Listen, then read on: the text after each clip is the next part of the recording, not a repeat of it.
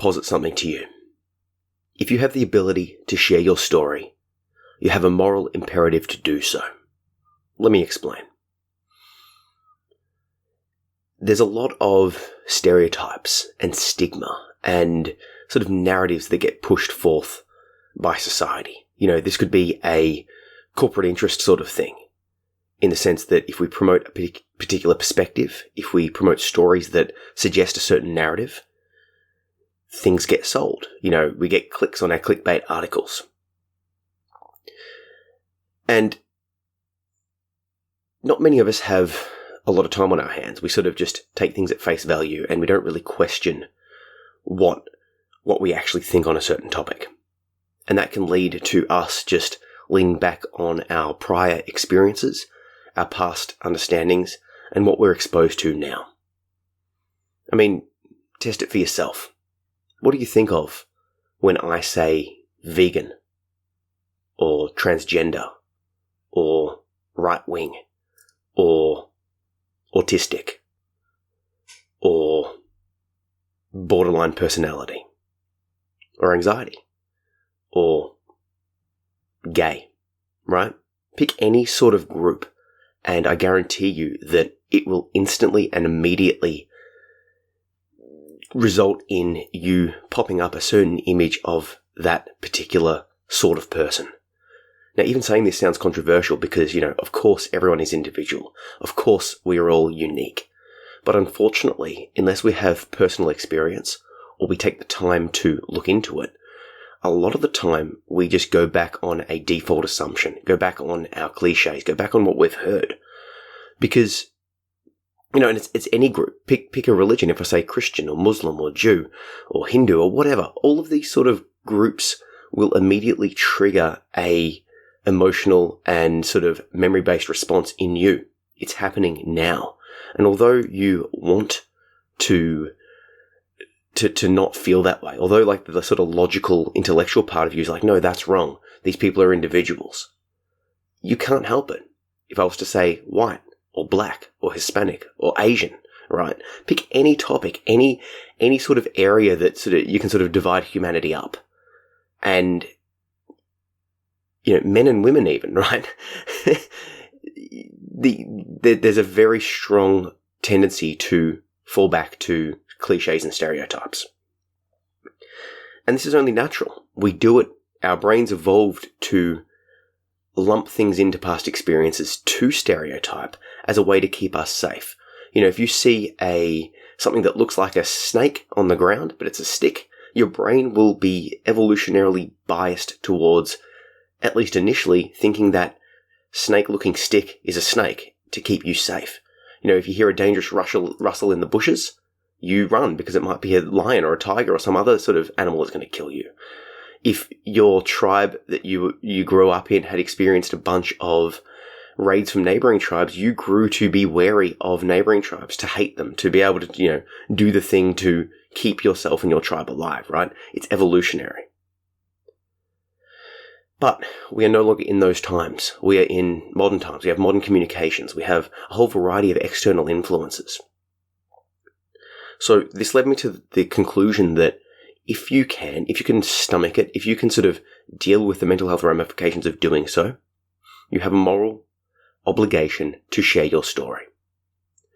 This has sort of come about, or me wanting to share this sort of line of reasoning has come about from watching Dave Chappelle's most recent special, and then the responses from varying communities. And if you're familiar with this, basically Dave Chappelle is a comedian who's, one of the most successful, well-known comedians of all time, whose most recent special was basically pushing back and highlighting the impact that the transgender community has had on him and how he's responding. And basically it's split people down multiple paths, and there's been a strong pushback against that special, against him in general, to get him cancelled. But then he's pushed back again saying, well, this is, I'm willing to have a dialogue, let's talk, but let's make sure that we come together with a mutual understanding that we're, like in a time and place that we are able to have a discussion. The point that I'm dwelling on here is, and I'm not going to give my opinion on Dave Chappelle or the controversy. I want to talk a little bit about more the meta responses here. There's a risk that the conflict that someone like a Dave Chappelle, and I'm only using that because it's current in the media now, but he says some potentially controversial things that impact a group, a minority group, and there is legitimate reasons for that group to feel offended. But there's a problem in which if the corporate news media, if people on social media, if people that can profit from pushing a conflict, people that can profit from causing derision, highlighting issues, quote mining, sort of picking a side and pushing it, people are making money off causing hatred, right? So if you're down the path that is, more against Dave Chappelle in this, the transgender, the sort of quote left, whatever that sort of side of it is, you're seeing clickbaity articles, you're seeing quotes taken out of place, you're probably not even watching the original source material. You're seeing people that sharing things from news sources that are anti Dave Chappelle, that are pushing against him, and by reading those articles, you are now making them money. They put advertisements on, they sell you stuff. Conversely, if you're on the other side of things, you're seeing the people pushing the other side of the narrative. And it's not necessarily, and it's definitely not Dave Chappelle's narrative, but they're sort of jumping on board and using him as a platform to talk about the fragile left and, over the top political correctness and all of that sort of stuff. And they're making money off those views. The point is that the true stories get lost. The actual reality, Dave Chappelle's side of things gets lost because people will quote mine him and sort of just talk for him or just point out little bits. People that are offended by him get lost in the narrative too, because it becomes this sort of screaming screaming sort of mob mentality of people just yelling back saying it's wrong, cancel this, change that. And that becomes this overwhelming force of just noise. The problem is that those sort of curated and narrated explanations of our experiences are not real. Now, once again, I want to highlight this beyond just the Dave Chappelle thing and put it into talking about mental illness, talking about sexuality, talking about religion and race and gender and age and all of the different things that I mentioned before. The media, social media, clickbaity, all of that sort of stuff, just the way sort of society is set up, tends to drown out our actual stories. I know a couple of transgender people. I have experience with sort of down that way myself. I've had issues with gender myself. I wouldn't consider myself transgender in any sense, but I've had gender fluidity concerns, debates with myself. That's beside the point. I've had issues with mental health and mental illness. I'm obviously, the gender and age and race that I am. The point is my story is unique, just like yours is. But there is no way that if someone was to take even this podcast or take anything that I've put online and summarize it and say, like, Zach believes this thing, they would be wrong, and it would be a misappropriation, misunderstanding, a misreporting of how I actually feel. So if you're a part of any of those communities that I've listed, and you've got a unique story, and I feel like it's your moral obligation to share the actual nuances of how you feel. Because it's very easy to get caught up with and identify with the screaming masses.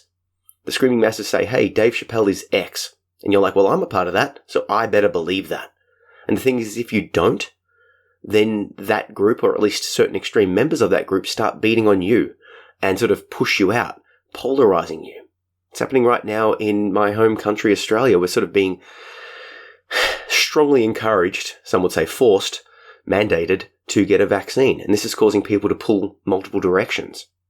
And if you don't choose a side, people are literally saying, hey, choose a side, get vaccinated. Or hey, choose a side, don't get vaccinated for these reasons. It's very easy to look at people that are vaxxed or aren't vaxxed and judge them based on what we're being told by the media, based on the stereotype that is being projected. This is, a friend of mine highlighted this analogy. Back in the day, she was quite a adamant feminist. But then she didn't quite agree with the absolute extremes that some of her cohort was saying. So she highlighted that. And then they just took her to town, basically demeaning her for not being on board as much. But, it was just this slight nuance of opinion. This has happened multiple times with multiple people I know, actually. But that sort of attack made her realize that, oh my God, these people aren't thinking for themselves. They're sort of jumping on this bandwagon and just sort of going in the train. The train's on the tracks, but there's no driver, right? And then she realized that it's sort of like we're being shown one side of a thing. If I hold a picture up to you, and on your side, it's a picture of a family, and on my side, it's blank, and I don't realize there's another side to that picture, I might go my entire life just thinking that all pictures, or that picture, is blank. And you'll go your whole life thinking that there's a family on board. The point is we need to start realizing that we're all seeing things from a different perspective. Our pasts, our experiences, our genetics, our everythings will cause us to interpret reality differently and have different experiences. I saw a post recently highlighting the looks effect, or the prettiness effect, basically highlighting that people that, quote, used to be ugly, that got plastic surgery or, lost a bunch of weight at the gym or whatever, and were now seen as, quote, pretty, have a lot of an easier time in the world. And they're sort of highlighting that the world treats ugly people a lot differently to how it treats, quote, pretty people. That's something that was unaware of, right? But the point I'm trying to drive at is no matter where you find yourself, what issues you have, your demographics, what you've experienced, it's your moral imperative to share that, to share it widely, to say, hey, this is the reality. If you're a transgender person, if you don't identify as transgender or anything on the LGBTQ plus spectrum, or however you refer to it, then it feels like a moral imperative to say, hey, this is the reality of what I'm experiencing. Yes, some of the things that are shown in the media are true. Some of the victimization is true, but not all of it. Or that's a very rare case. Yeah, that's tragic that, this thing happened to this person in this country at this time.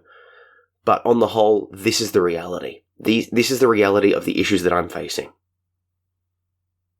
If you've got a mental illness, if you're depressed, if you're anxious, if you've got borderline, if you're autistic, whatever you've got, this is the actual issues that we face. This is how my life actually is. Because if we don't speak up, if we don't share our actual story, we're letting other people do the talking for us. We're letting people that want to make money off conflict do the talking for us. That whole conflict structure of the dialogue is not going to change easily. And if you are passionate about your issue, it's quite important that you do share that nuance. Because I tell you what, if you're on one side of the argument and you're trying to talk to someone on the other side of the argument, people very, very, very quickly clam up and will very quickly say like, oh, that's just another crazy, whatever. Compare, the whole Trump supporters, right? I've had many discussions like this, people saying Trump supporters are crazy, they're this, they're that. But if you speak to the Trump supporters, they're saying that the non-Trump supporters are crazy. For different reasons, but with the same fervor. The point is, unless we have an open and honest dialogue, unless we share our stories, unless we express how we're actually feeling and sort of put a human, real face to discussions, there's a risk that we're just going to be yelling past each other, and that the extremes or the people making money off the conflict will be speaking the narrative for you. Is every vegan the same level of crazy that, you see in the memes, right? Now, no offense to vegans, I know a bunch of you, and you're all great. But I've met a couple that fill that stereotype quite well. Same for, extremely Christian people, right? Same for any of those demographics that I mentioned before. I've seen the majority actually of almost every group, don't match the stereotypes, don't match what we see in the media, don't fall into the conflict that we see projected.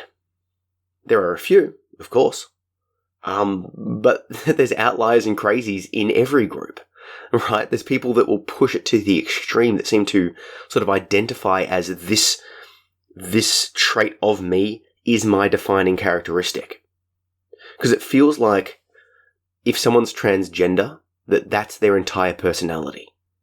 That's the one thing that matters. It feels like if someone is black, that's the entire thing that matters. If someone's a vegan, that's all that they care about. If someone's Christian, that's all that they want to think about, right? But the reality is that for the vast majority of people in all of those groups, that's not the case. It's one aspect of their personality. Just one, and oftentimes just a small aspect. That's just me. Like, I've got all of these other cool things that I do, right? You want to talk about it? Fine. If you don't want to talk about it, fine. It literally doesn't matter. But if we don't share our stories, if we don't sort of open up and be like, hey, this is the reality for someone in my position, someone with this condition, someone with this sexuality, someone of this race, gender, whatever, we're going to have our narrative spoken to us. And then the general population will see you and judge you based on how you're being represented in the media, how you're being represented in memes, how you're being represented in a way that is just distinctly unfair. And not only will that be doing a disservice to you and your entire community, but it will also be doing a disservice to the world, because it will cause groups to fall into silos, into different patches where it's like, well, this is us and this is them. And if you're not one of us, you're against us. You're my enemy. You're the tribe that I need to defeat, to sort of kill. I sort of am very hesitant to share my personal opinion on any of the topics. I like to talk meta, like in this podcast, because for me to be able to actually have an opinion, it has to be, there's so many caveats. It's like, well, I think this, but I'm not that smart and I don't know the full topic and I'm not a member of the group. I just don't know. What I want to hear from, what I want to speak to, what I want to read and listen to is your real stories. So I want to finish with an example of Jocko Willink. He is one of my favorite digital mentors, someone online that I've learned a lot from. A lot about discipline, about willpower, about leadership, about life. And for whatever reason, it makes sense. He's a military man, an ex-Navy SEAL commander. He gets a lot of right-wing supporters. And extreme right-wing supporters. And I've seen them quote mining and taking Jocko's word out of hand and sort of twisting it to form their narrative. But because I've listened to literally hundreds of hours of his podcasts and read his books and stuff, I sort of have a pretty nuanced view of what he feels, at least of what he's projecting. Obviously, you don't know someone like that, but compared to what people say he believes, compared to what he's actually saying that he believes, what he's been doing, what he's demonstrating, there's a clear difference between those two. But by being able to listen to his story, to read his works, to listen to the podcast, all of that sort of stuff, I can actually, with confidence, say like, yeah, I do think you're hitting the money with when you say what he's like, or no, I disagree, and you might need to do a bit more research on this topic. That's obviously an example of one person, but apply that across the board to entire groups of people, and you're starting to see my point. I don't like the idea of misrepresentation, of stigma, of any of that sort of stuff. So, if you have a story you want to share, I encourage you to do so. Write a blog, do a podcast, speak. Yeah, I've got a thing on my website called the Share Your Story Project, where people can write, and I'll write in and basically share an aspect of their past, exactly what I'm talking about on this podcast. I'll put a link down below so you can You can check it out, check out the stories that are up, and potentially can contribute your own story if you want. This is what it was like growing up with this mental condition. This is what it was like with this sexuality. This is what it was like, this is my story, and I'll share it. But basically I just want to suggest speak up, because otherwise there's a chance that you'll be misrepresented. Anyway, cheers.